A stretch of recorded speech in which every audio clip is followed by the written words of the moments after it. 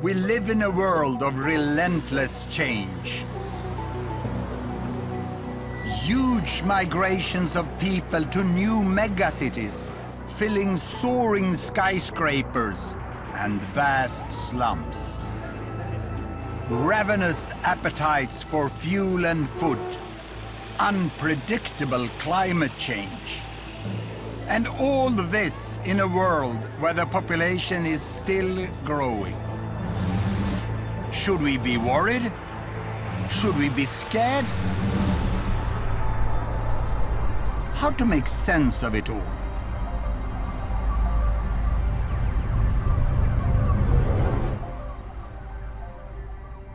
"7 billion people now live on this planet of ours. Isn't it beautiful?" But when some people think about the world and its future, they panic. Others prefer not to think about it at all. But tonight, I'm going to show you how things really are. My name is Hans Rosling. I'm a statistician at... No, don't switch off! Because with the latest data from all countries, I'm going to show you the world in a new way. I'm going to tell you how world population is changing and what today's data tell us about how the future of the world will be. We undeniably face huge challenges. But the good news is that the future may not be quite as gloomy and that mankind already is doing better than many of you think.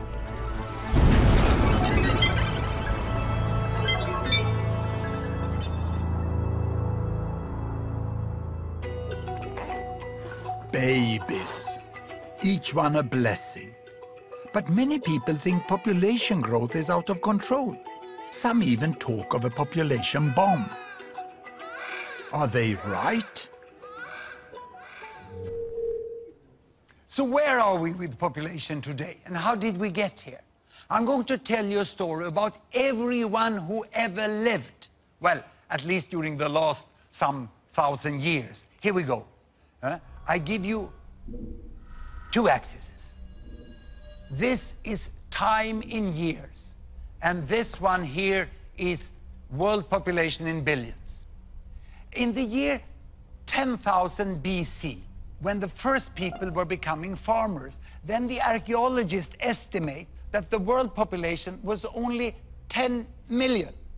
Imagine 10 million, that's like Sweden today. A world of only Swedes. But then, as the millennia passed by, more farmers, food and people, and great empires could emerge. Egypt, China, India, and finally Europe. And population continued to grow, but very slowly. And I stop here at the year 1800, because 1800, that's when world population became 1 billion. Imagine all that time, the population growth was just with a tiny fraction of a percent through thousands of years. But here, 1800, with the Industrial Revolution, everything changed, and population started to grow faster. In little more than 100 years, it reached 2 billion. And then, you know, when I was at school, it was 3 billion. And many people said, the planet cannot support more people. Even experts said that. But what happens was this, you know, we became 4 billion, 5 billion, 6 billion, 7 billion. Imagine, more than half of the world population have been added during my lifetime. And the number is still rising. Most of the population growth in recent years has been in Asian countries, like here in Bangladesh, where the population has tripled during my lifetime, from 50 to more than 150 million. It's now one of the most densely populated countries in the world. Some 15 million already live in the very crowded capital, Dhaka. People here, whether in the city or the countryside, are intensely concerned about the size of families. But a new Bangladesh is emerging. Like the Khan family, Mum Taslima, daughters Tanjina and little Sadia, and Dad Hanan. মহিলাদের সাজার জন্য বহুত time লাগে, পুরুষদের তো এত time লাগে না। হইছে তোরে বাবা, এই যে আবার হাত দিয়ে মুছে লেলা দিলে কিলা হইল। Both Taslima and Hanan come from large families themselves, but they've decided to have just 2 children. বাংলাদেশে এখন একটা স্লোগান আছে যেটা সবার ঘরে ঘরেই জানে যে 2টি সন্তানের বেশি নয়, একটি হলে ভালো হয়। আমার ভাগ্য ভালো যে আমার যে 2টা সন্তান, অনেক সন্তান হইলে তো তাদের খরচ দিতে পারতাম। 2টা সন্তান যে মনের মতন তো তাদের যেটা চাওয়ার এটা পূরণ করতে পারতেছি। তোমার আর কি? আমার পকেট খালি হয়ে গেছে। Taslima and Hanan are part of a cultural shift away from big families. And for Taslima, it's also become a job. She works for the government family planning service, which employs women like her in every village. She goes door to door to try to help others to have smaller families too. মাসে গেছেন আজকে কতদিন? এইদিকে 22 তারিখে। তারপর আর কোনো পদ্ধতি নেন নাই? তাহলে সমস্যা হবে না? আমার বাচ্চা কোন সময় যাবে? আমার তো মনে করেন হয়তো অনেক দেরিতে বাচ্চা, এই যে তারপরও আপনি এখন তো 2টা বাচ্চা হয়ে গেছে। আমি ধরে গেলাম না, এবারে সবার লেগে যায় না। Taslima offers advice, moral support, and most importantly, a range of contraceptives. এগুলো কন্ডম। আপনি তো 3টা মেয়ে, এখন আর বাচ্চা নিবেন? বাচ্চা জন্মদান করার হয়েছে আপনার বাবা জানবে কিনা? কষ্ট তো আপনার করতে হয়, কষ্ট তো আর বাবা করে না। কষ্ট কে করে? কষ্ট করলাম, হে যদি ফুলতে লেগেই করে তা আমার কিছু করার আছে। পিল দিয়ে দেই, মাসিক হওয়ার সাথে সাথেই খাওয়া শুরু করে।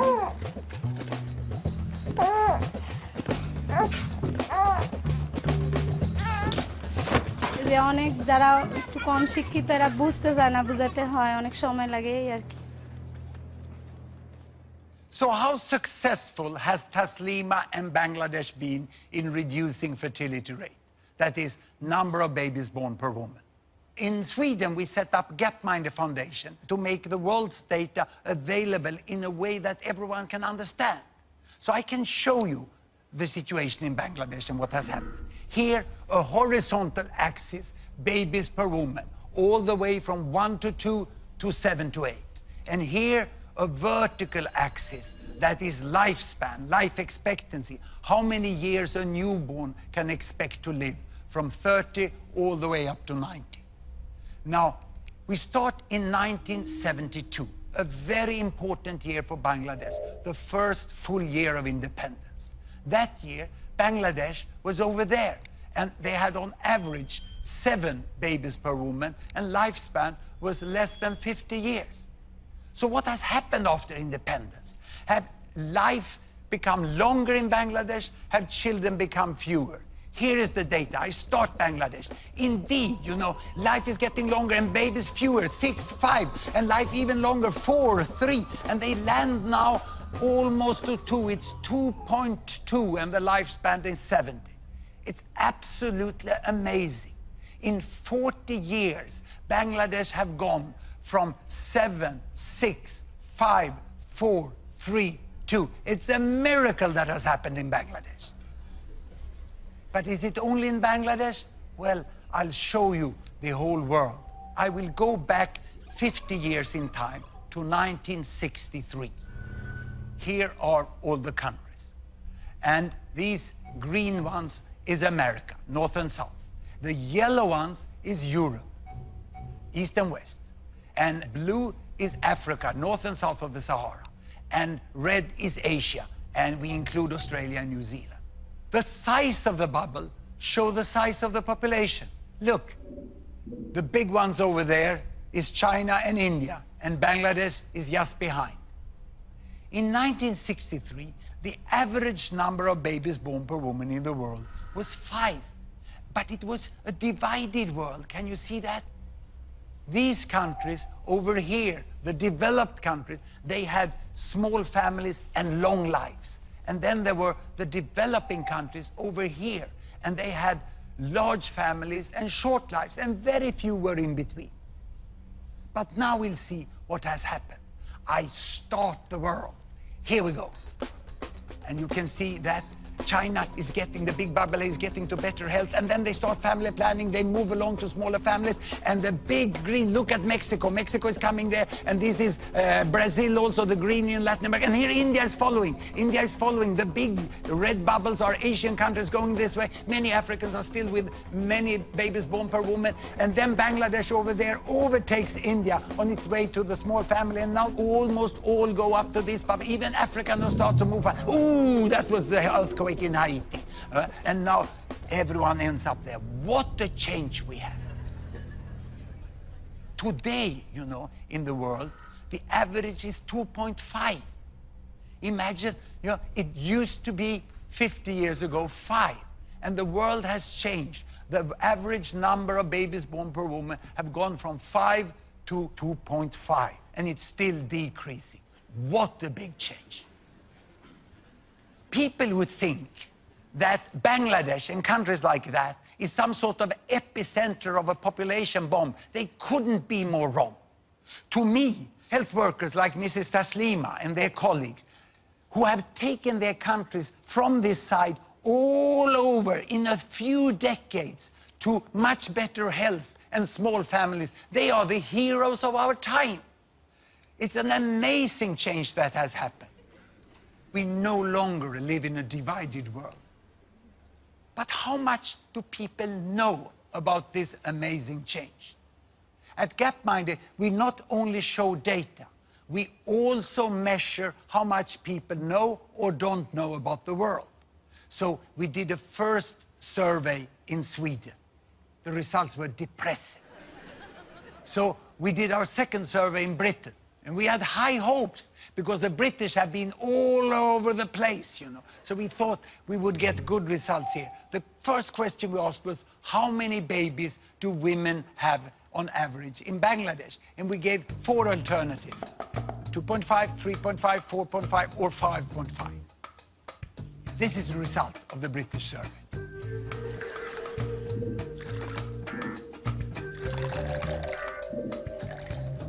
But you know the right answer. It's 2.5. Only 12% of the British got it right. So we thought that perhaps it was those with low education who dragged down the result. So we segmented those who had been to the fine British universities and had a university degree. And here they are. This is the result.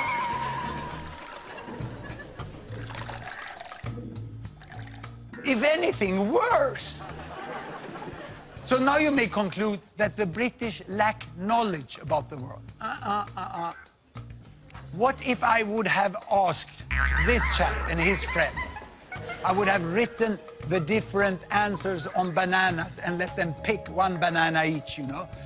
This result I would get. Of course, chimps know nothing about Bangladesh.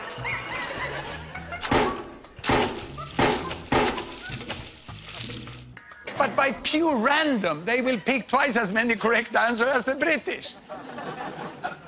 And of the British, you know, more than half of the British people think it's 4.5 or more.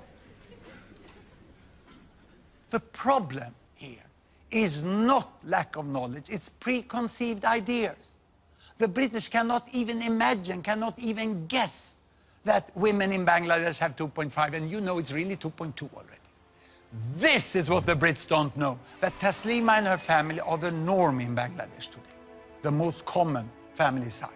And it's not only there, it's all over the world. In Brazil, 2-child families. Vietnam, 2-child families. And even in India, the most common family size is 2 children today. And also, if you go to the African continent, you go to the big cities here, Addis Ababa, you have less than 2 children per woman today in Addis Ababa. There can be Muslim, Buddhist, Hindu, Christian. There's not one religion, not one culture, not one continent where 2-child families cannot happen. This change from big families down to 2-child families is one of the most important things that have happened in the world during my lifetime. It's unprecedented in human history.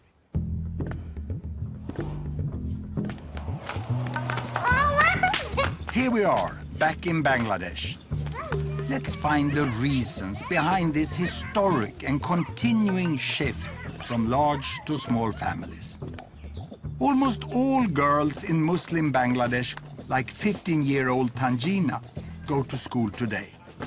The government now even pays families money to keep their daughters on at secondary level. At Tanjina school, boys are now outnumbered by girls. এটা কি পরিবার? এদের খাদ্যের অভাব হবে? আর এদের You could hardly miss the point of this lesson. অভাব পড়বে? এটা কি পরিবার? এদের কি সমস্যা হবে?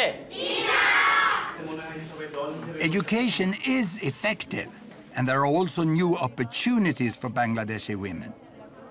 Despite continuing inequalities, there are more jobs, and Tanjina is aiming high. আমার স্কুল যেতে খুব ভালো লাগে। আমাদের মায়েদের সময়ে তখন অনেক তাড়াতাড়ি বিয়ে হয়ে যেত, তারা লেখাপড়ার সুযোগ পেত না। কেবল আশা, আমরা এই সম্বন্ধে অনেক আশা করতে পারি যে আমরা ডাক্তার হব, ইঞ্জিনিয়ার হব। More and more young women here are seeing how different things could be for them. তোমরা 17 বছরের বয়সে কি করে বিয়ে করছো যে আমি এটা ভাবতেও পারি না। আমি তো 2 বছরের পরে এটা কিছুতেই সম্ভব না, এত তাড়াতাড়ি বিয়ে।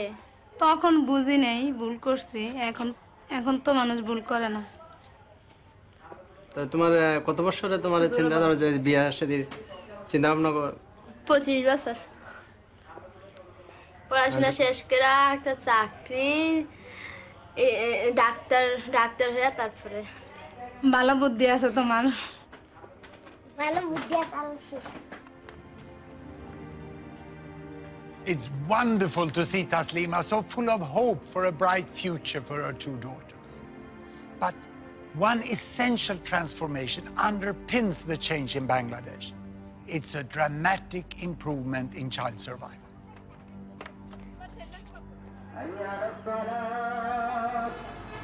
It's Ramadan, the Muslim month of fasting and reflection. At this auspicious time, Hanan is helping his parents to tend the family graveyard. 3 of Hanan's siblings died when they were very young. They are buried here.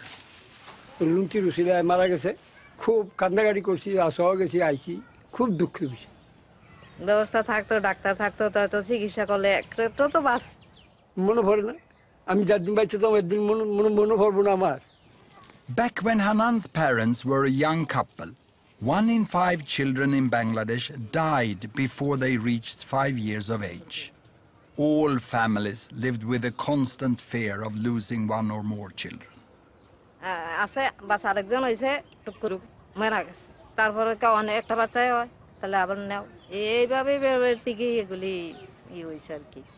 এই সঙ্গে তো আর এই খেয়ালটা করি নাই যে অতিরিক্ত বাচ্চা যে এমনি নিতে আসি ভবিষ্যতে অন্ধকার হইব না হইব। In the last few decades, Bangladesh has made great progress in basic health, particularly in child survival. Vaccines, treatment of infections, and better nutrition and hygiene have all saved the lives of millions of children. And as parents have come to see that all of their children are now likely to survive, the biggest obstacle to family planning has at last gone. Even in the slums of Dhaka, women now have on average just 2 children.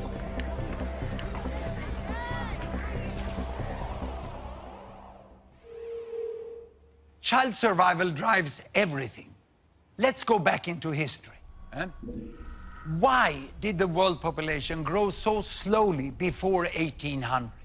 Well, throughout history, all historical records show us that on average, 2 parents got more or less 6 children.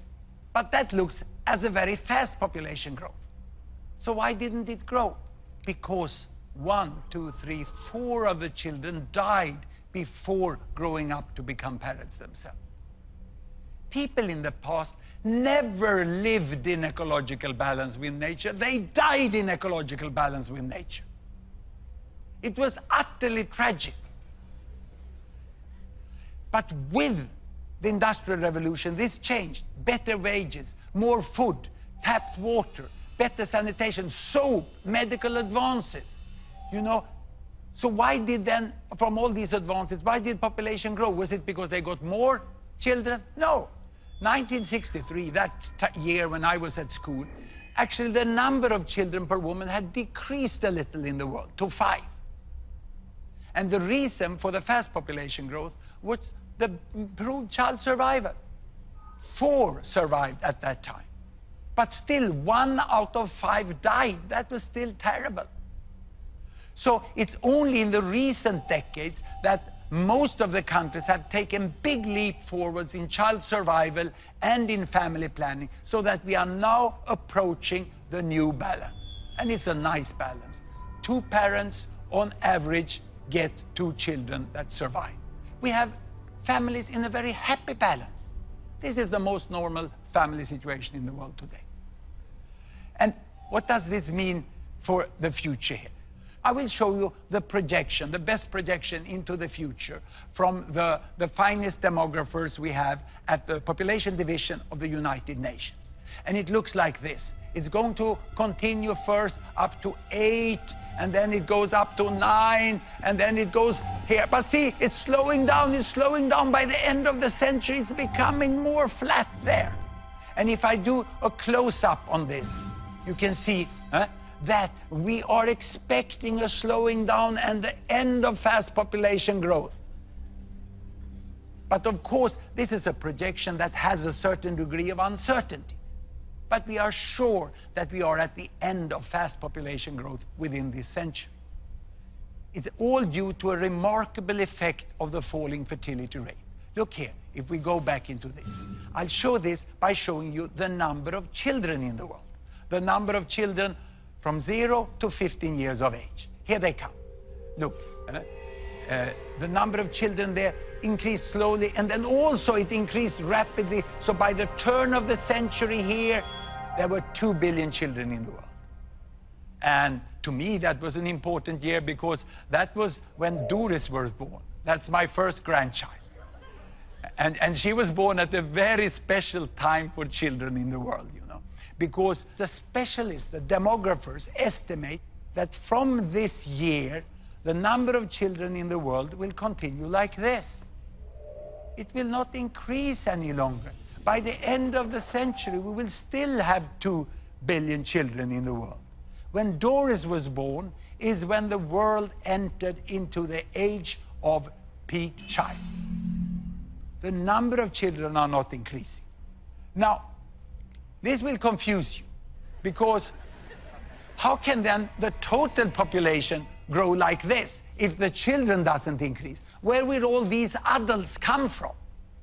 And to explain that, I have to leave this fancy digital stuff and show you real powerful educational material we have developed. And it's here. I will show you the world population, ladies and gentlemen, in the form of foam blocks. 1 block is 1 billion. 1 block is 1 billion. And that means that we have 2 billion children in the world. Then we have 2 billion between 15 and 30 years of age.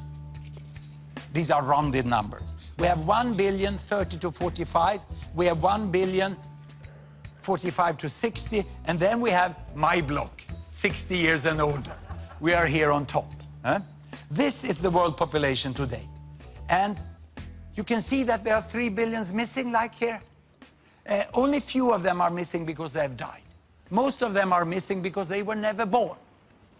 Because back then, you know, before 1980, there were much fewer children born in the world because there were fewer women giving birth to children.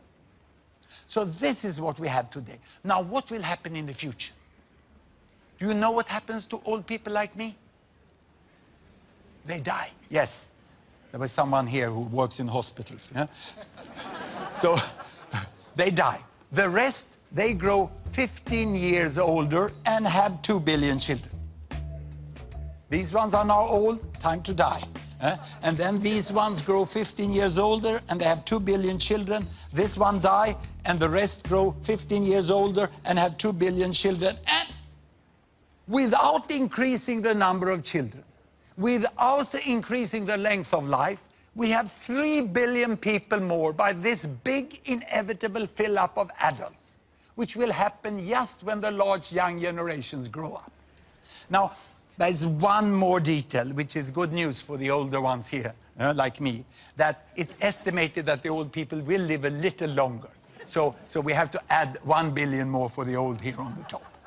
And I'm desperately hoping that I will be part of that group, because then I can live long and read the annual statistic as they come reporting every year. But when I talk to many fine environmental activists, which are really have a good concern about the environment, they very often tell me, we have to stop population growth at 8 billion. But when I then talk with them, first they don't know that we have reached peak child. And then they are completely unaware that most of the remaining population growth is an inevitable fill-up of adults. So we will end up with more or less this amount of people. So we know how many billions there will be, but what about where they live, now and in the future? There you have the world, and here are the 7 billion. Now, out of the 7 billion, 1 live in the America, North and South together. 1 in Europe, 1 in Africa, and 4 in Asia. So this is now, but how to remember this? I have a very simple way of remembering this. I put up the numbers like this, and then I say, this is the PIN code of the world, 1114. Now, what will happen up to mid-century? That we know fairly well. Europe, no increase. In fact, the European population is decreasing. In America, a little more people, mainly retired people in Latin America, so it makes no difference. It's more or less the same. In Asia, we will have 1 billion more. And then the population growth in Asia is over. In Africa, in the next 40 years, the population will double to 2 billion. Now, to the end of the century, well, we know quite well, no more people in Europe, no more in America, no more in Asia, but Africa is set, as we have data today, for another doubling. So there will be 4 billions in Africa. The 2100, and probably the final PIN code, will be 1145. So in 2100, there will be quite a different world.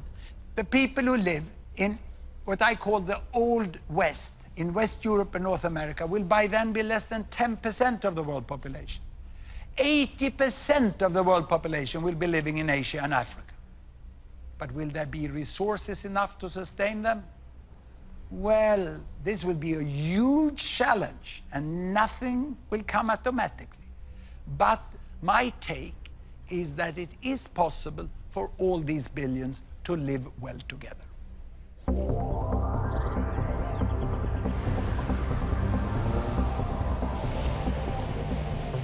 Certainly, it's easy to see the potential for a prosperous and peaceful Asia with 5 billion people. Japan, South Korea, and others are already rich. Following them on the road to wealth are larger and larger parts of China, India, Indonesia, and many other Asian countries. Even in poorer Asian countries, more and more are getting a decent life. But what about a future Africa of as much as 4 billion? Won't most of them be living in terrible poverty? I have seen extreme poverty in Africa.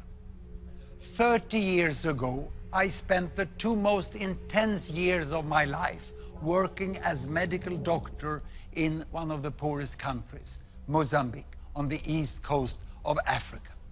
Mozambique had just become independent after a long war against the colonial power Portugal. And my job was to be one of 2 doctors, we were both foreigners, for 300,000 people.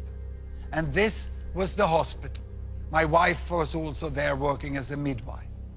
This is the entire staff of the hospital. Those with white coats had the chance during the colonial period to get the professional training of at least 1 year. The others, many of them, couldn't even read and write. But they all worked with such dedication and motivation. But the patients came with the worst diseases of extreme poverty, and our resources were often not enough. And especially my skills as a young doctor did not meet the need of the patients. Mozambique is still today a very poor country. But things have improved immensely since I was there 30 years ago.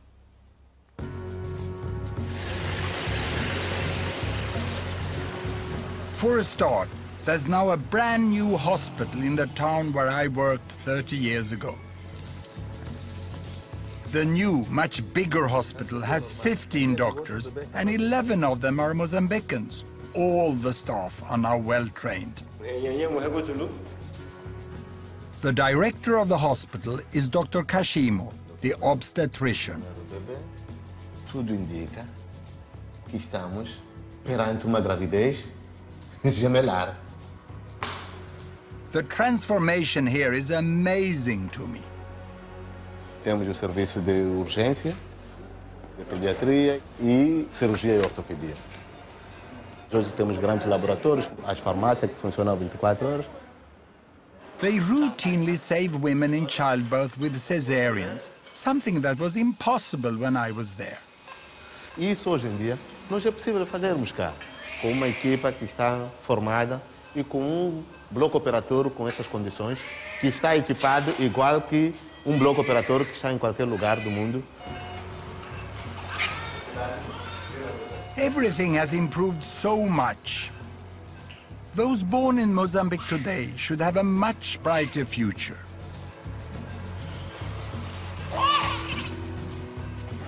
Not just because of better health, but a booming economy too, with busy ports and markets, and new industries with lots of new jobs.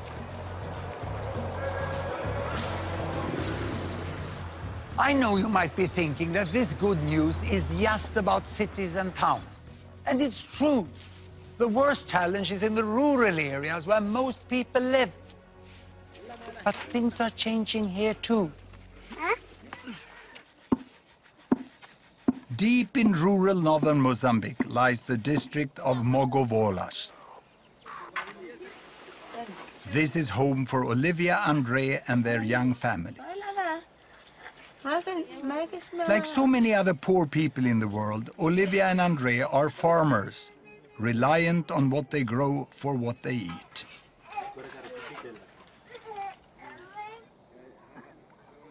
It's 4 a.m. and the day's tasks beckon. Andre heads straight to the fields. Olivia first goes to fetch water. Both have to walk miles to get anywhere. Well, okay, kastar ora beli. Hey, kapanya tu water sa. Ini kastar yang tai ora beli. Entah kimpia pahiki boli ya kilamai. With no other means of transport, everything has to be carried. Olivia and Andre have 8 children. Fertility rates are still high in much of rural Africa, and it's the poorest families who have the most mouths to feed. Anything this family can spare, they'll sell. Mi kirero o sofereri masikino lima pe wakule purututu masivali wakule purututu ne nkimpanyere tu parawera permenu sikiwe he opanya mzuruku wawera kitihe kabana na akalaba. Yet economic growth is slowly trickling into the countryside. Empagela kitenka kijapele nonela ki kivandri yakataru. Now Andre has set his sights on one thing he believes will change everything. Pankerero vela vela. Kinamo chela weta mahoi kanachike. Bicycles can make a huge difference to the lives of the rural poor. They save hours every day and get so much more done. With a bicycle, they can carry much heavier loads to the market and earn more money. they can travel to find work. And if they get sick, they can reach a health clinic in time. Opora kitume chinka kino telia pen kino kala normal telia aporoke e chinka etoke hikale chinka etok owe tuyo etoke kelonke.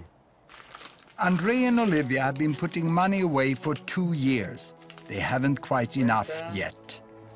Everything now depends on the sesame seeds, which they are just harvesting. If they can get a good price, they might just make it. Andre and Olivia live in one of the poorest countries, and they live in the rural area, which is the poorest part of that country. So how many people are there in the world living like they? And how many are there that are poorer? I'm going to show you this yardstick. Very simple, poor and rich. And here I have all the 7 billions again. They are in a very simplified way lined up there from the poorest to the richest. Now, how much does the richest billion earn here in dollar per day? Well, let's look here. Ooh, it's coming up, it's coming up. Ooh, yo. I can't even reach $100 a day. Then let's look at the middle billion, who is exactly in the middle. How much do they earn? It'll come, yes, just 10.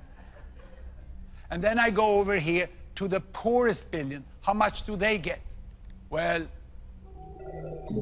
just 1. This is the difference of the world today. And the economists, they draw a line which they call the line for extreme poverty, a little above $1. That's when you hardly can have enough food to feed the family. You cannot be sure that you have food all days, you know? And 1 billion is clearly below that still. And the second billion is sort of divided by that line. And then the others are above it.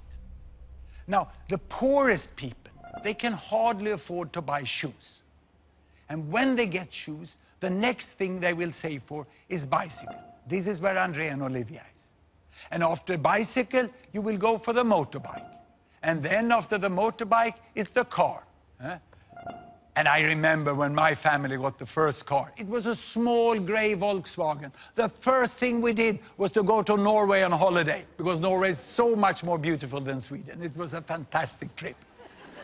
And now I'm in this group. I can go, like the richest billion, we can go on holiday by airplanes. Of course, there are people who are much richer than the airplane people. Some are so rich, so they're even contemplating that they should go as tourists out into space. And the difference in income from the airplane people to the very richest over there is almost as big as it is from the airplane people here, you know, all the way down to the poorest in that side. Now, the most important to remember from this yardstick is this. And I need to show you this, I need my stepladder. Sometimes you need some old, well-functioning technology also. Here.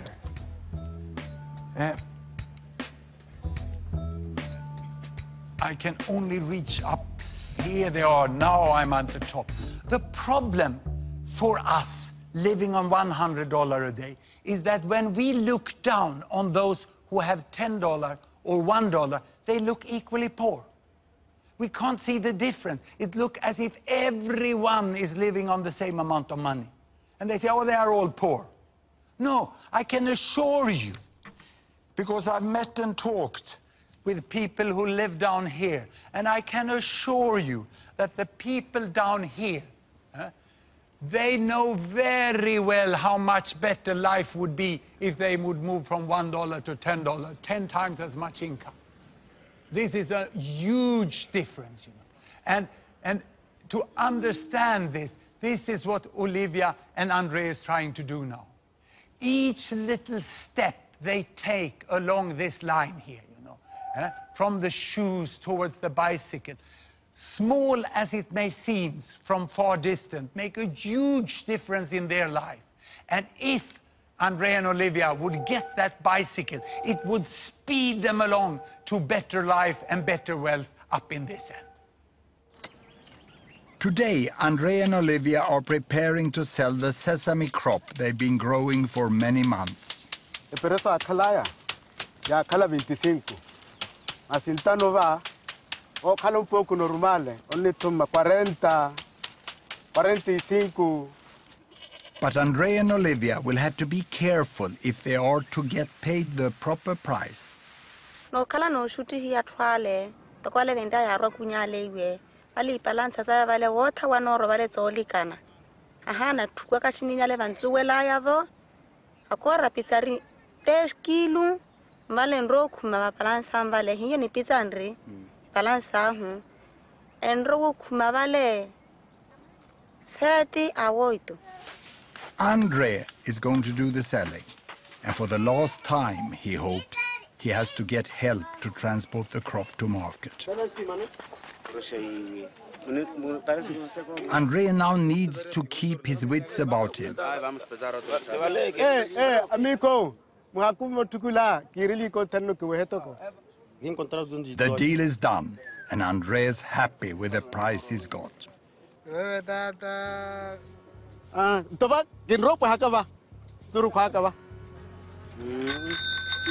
It's the moment the family have worked so hard for.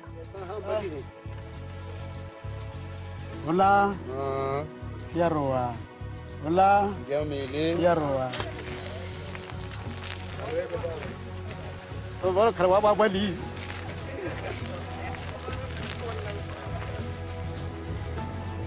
Andre's journey to market took all morning to walk. Now, in less than an hour, he can ride home.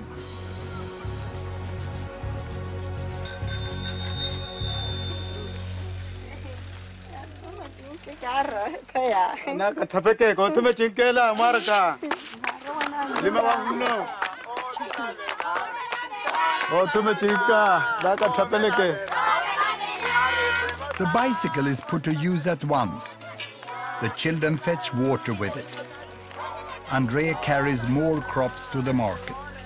And just as importantly, Olivia and Andrea can now easily reach their lessons for adults so they can learn better maths and how to read and write. Kitukuma nyezuru kwaka, kintume mota, kapa kiraka markale, na shanaka.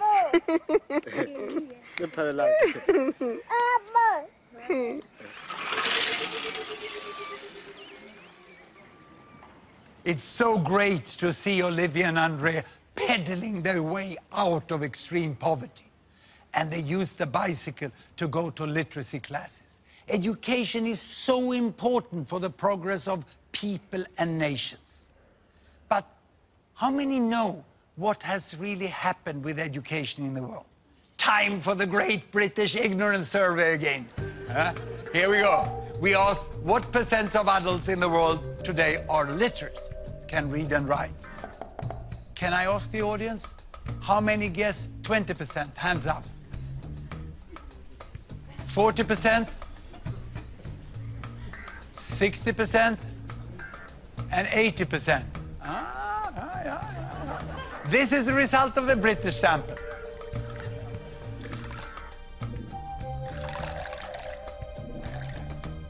Now, by now, you can use the result of the British survey to find out what the right answer is, isn't it?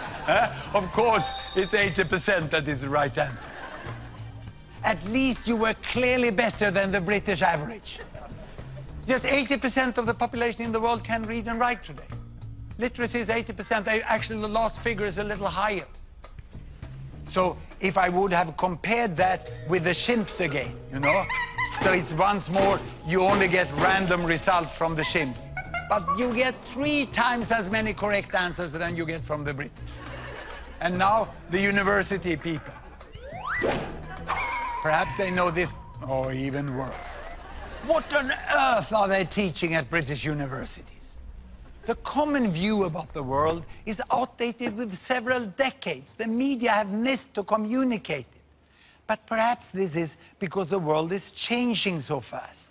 Ladies and gentlemen, I'm going to give you my all-time favorite graph. I'm going to show you the history of 200 countries during 200 years in less than 1 minute.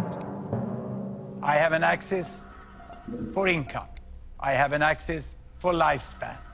I start in 1800 And there are all the countries. And back in 1800, everyone was down in the poor and sick corner. Can you see? Low lifespan, little money. And here comes the effect of the Industrial Revolution. Of course, the countries in West Europe, they are coming to better wealth, but they are not getting much healthier in the beginning. And those under colonial domination doesn't benefit anything in there. They remain there in the sick and poor corner. And now health is improving, health is slowly improving here. It's getting up here, and we are coming into the new century, and the terrible First World War, and then the economic recession after that, and then the Second World War. Oof. And now, independence. And with independence, health is improving faster than it ever did in other countries here. And now starts the fast economic catch-up of China and other Latin American countries. They come on here, you know, and India is following there, and the African countries is also following. It's an amazing change that had happened in the world. You know, in the front here, we have now US and UK, but they're not moving so fast any longer. The fast movers are here in the middle. China is moving very fast to catch up. And Bangladesh, look, Bangladesh is already here, now quite healthy, and now starting with fast economic growth. And Mozambique, yes, Mozambique is back there, but they are now moving fast in the right direction. But all this I show you is country averages. What about people? Have people also got a better life?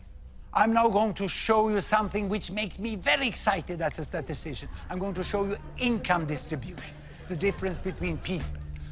And to do that, I take the bubbles back 50 years, and then we are going to look only at money.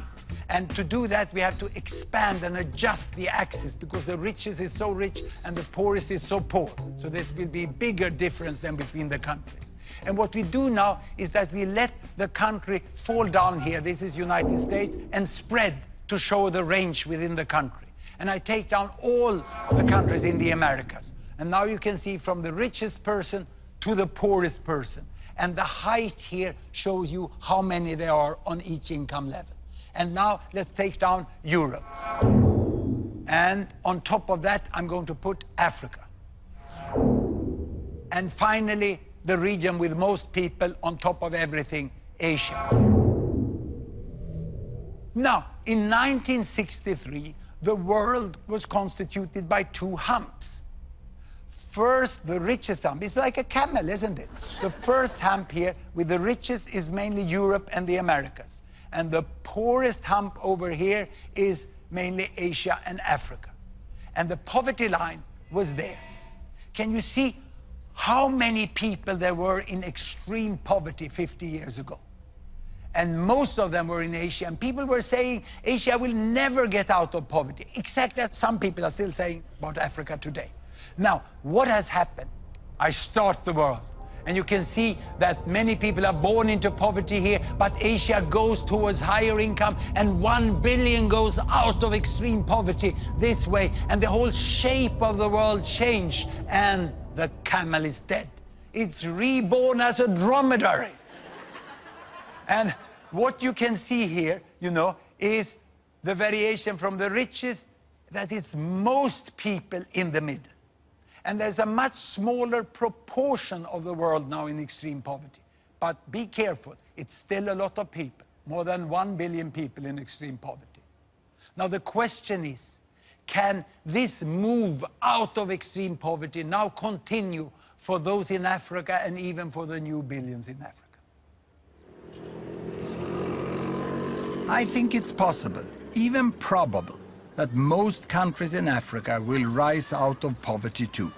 It will need wise action and huge investment, but it can happen. The many countries of Africa are not all advancing at the same pace. A few are moving very fast, others are stuck in conflict. But most, like Mozambique, are now making steady progress. And what about feeding all the new African people in the future? Yes, there are shortages today, but there is also much potential here. Agricultural yields in Africa are just a fraction of what they could be with better technology. And Africa's rivers are barely tapped for irrigation. One day, Africa could hum with combine harvesters and tractors and grow food for many more billions. And please, don't imagine it's just me who thinks Africa can make it. The United Nations is about to set itself a new official goal, eliminating extreme poverty within 20 years. Everyone understands it's a huge challenge, but I seriously believe it's possible. Imagine if that would happen. Now, what we have seen so far is that the rich end, it moves. And the middle, it moves. But this poorest end is stuck. It's here in extreme poverty we find almost all the illiteracy. Here we find high child mortality and still many babies born per woman. It's like extreme poverty reproduces itself if you don't end it swiftly. But Andrea and Olivia and people like them, they work so hard to get away from it. And if they only can get the right help from their government and from the world at large, with things like school, health, vaccines, roads, electricity, contraceptives, then they will manage. But they will mainly manage by their own hard work. Here we go, you know, go on, follow Andrea and Olivia across the line, you know. It is possible within some decades, yes. But getting out of poverty is just the beginning. People want to continue along this line to a good life.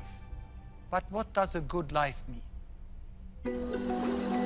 For most people in the world, the good life they are striving for will mean more machines and much more use of energy.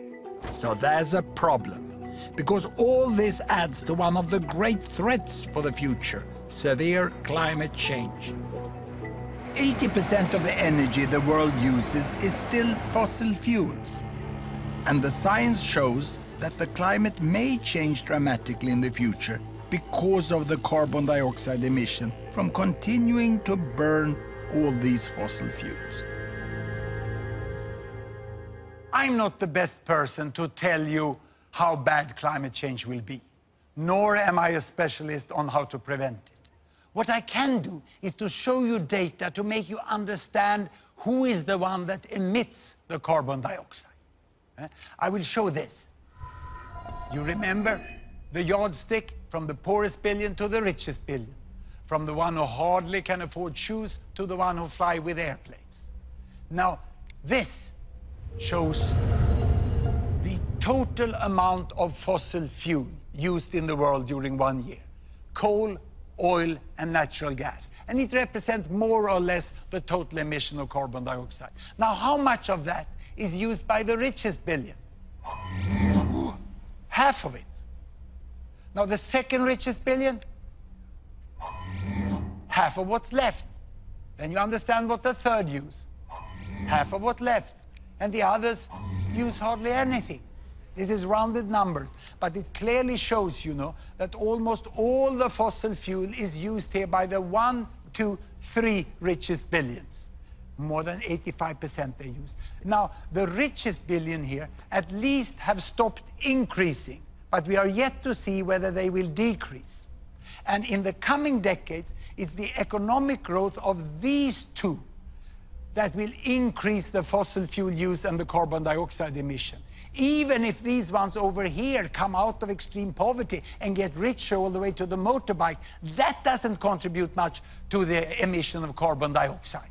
And regarding population growth, most of the additional billions in the next 40 years will be in this group here.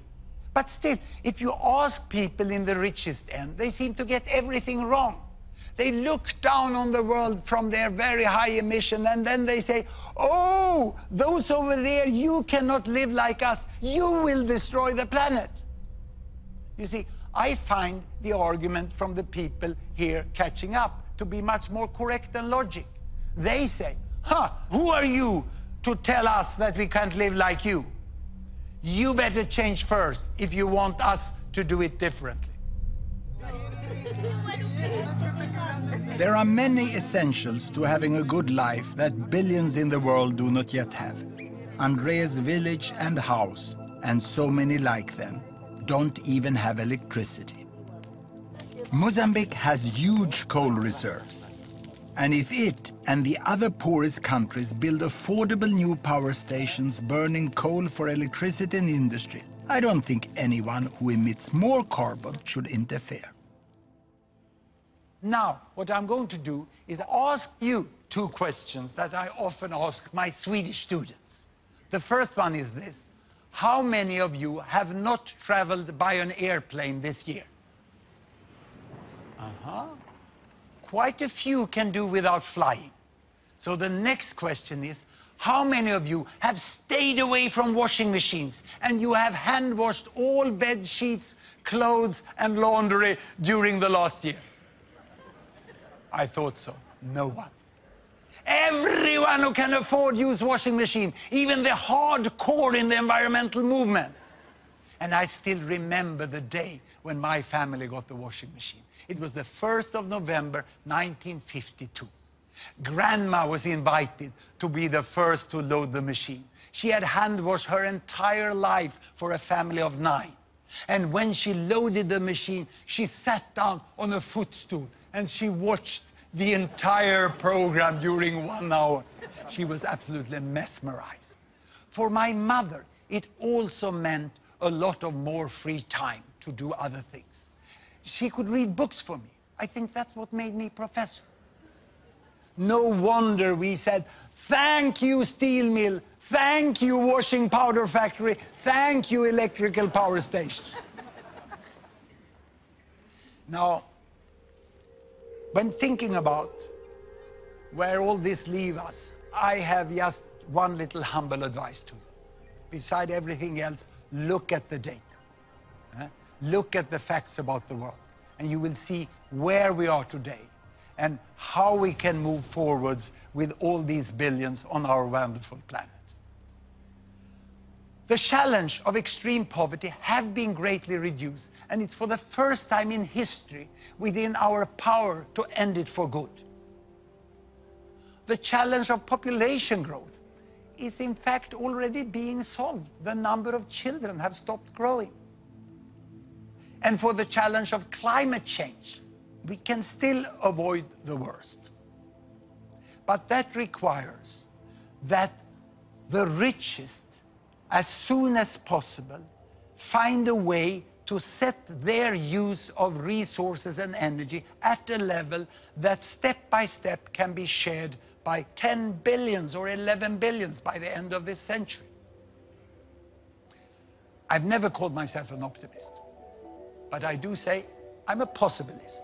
And I also say the world is much better than many of you think. Thank you very much.